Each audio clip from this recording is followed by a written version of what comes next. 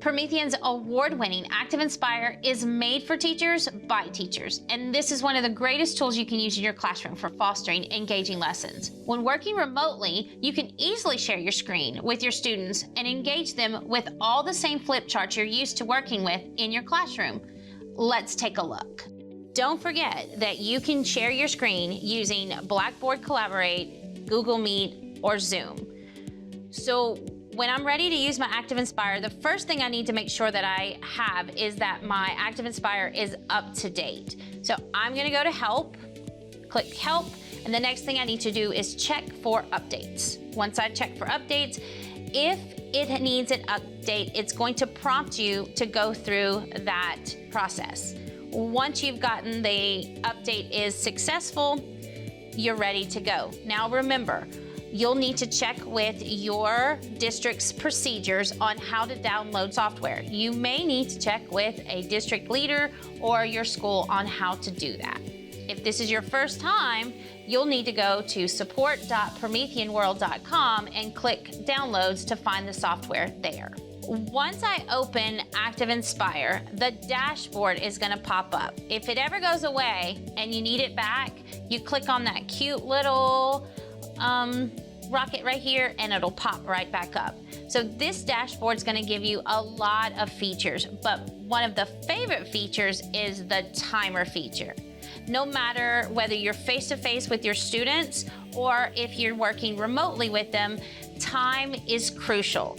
So this is a great feature to have in either a remote setting or a face-to-face setting with your classroom. So we can start it and we can do the time and we can count down because timing is crucial with these little activities.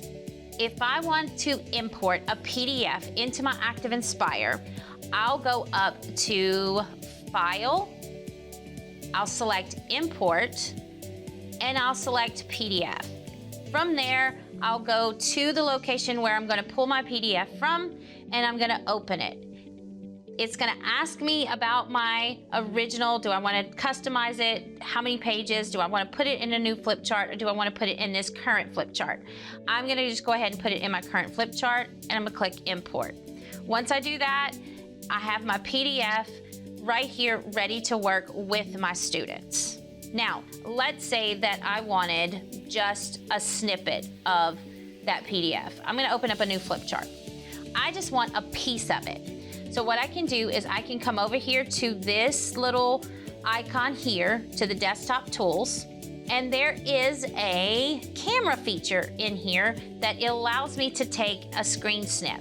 I'm gonna choose the rectangle area snapshot, and I just want the problem set that's right here, the first two.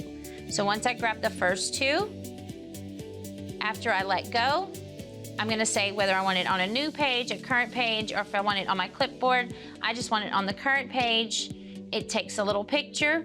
Where did it go? Well, if I click back onto my wheel and I click on the ActivInspire flip chart icon, it's back on my original screen, and then I can enlarge it to fit onto my flip chart page.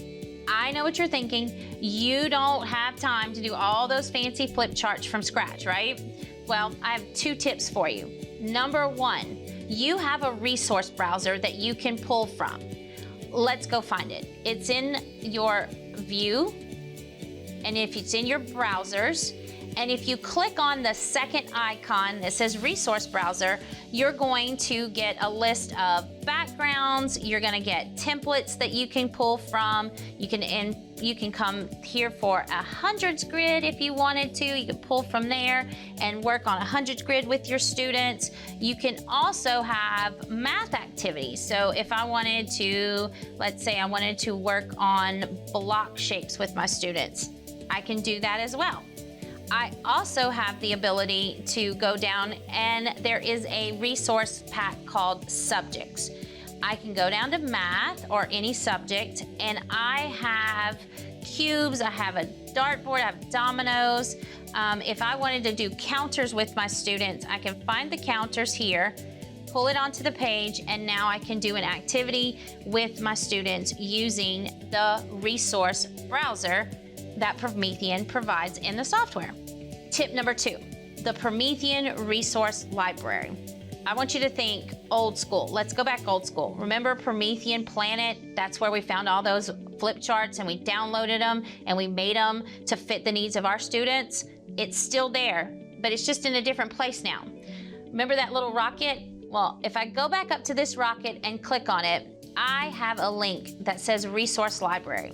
If I go to my resource library, it's going to take me to mypromethean.com. I sign in, I have the resources at my fingertips, just like I did when I had that Promethean Planet. So I can find by subject, by grade level, and when I find one that I want, I can hit that save button, or I can click here and I can download it. When I download it, it's going to go into my flip chart library, and I can pull it up and I can make it what I want it to meet the needs for my students. So no need to recreate the wheel, because it's probably already made for you right here in Promethean's resource library on mypromethean.com. Let me hop back over to ActivInspire because I want to show you one of the fan favorites, and that, my friends, is the desktop Annotate. Everybody loves this tool. So it's right here on your toolbar, and it's the red icon with the pencil on top of it. When I click that, it's going to allow me to go into whatever I have on my screen, whether I have a website, whether I have a PDF. Let's say that I have a PDF that I'm working with. There's my math problems, again, my problem set. And I don't want to do the snipping tool. I don't want to snip it. I don't want to pull it into a flip chart. I just want to teach on the fly with my desktop Annotate tool. So this allows me to do that. I can increase my screen just a little bit, and now I can use that desktop Annotate, and I can work with my students right here on the screen without having to produce a flip chart, without having to work through all of that snipping business. I can work right here on my problem set with my students as I'm working through their problems with them. Lastly, let me share one more feature with you. It's called Class Flow. Just because your students are not with you actively engaged in your classroom doesn't mean they can't be actively engaged with you. So ActivInspire has a Class Flow Connect built in right into the software. So if I click Connect, I'm going to be able to log in using my credentials.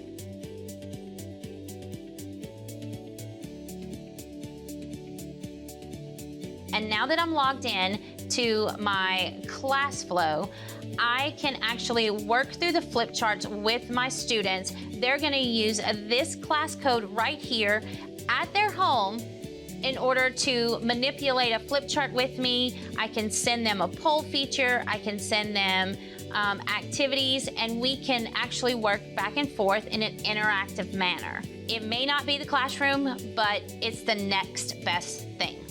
I could go on and on with all that ActivInspire can do, but I hope these few minutes you've seen a few techniques that you can implement into your class. Remember, all of these can be shown to your students in a recording or by sharing your screen during a live webinar.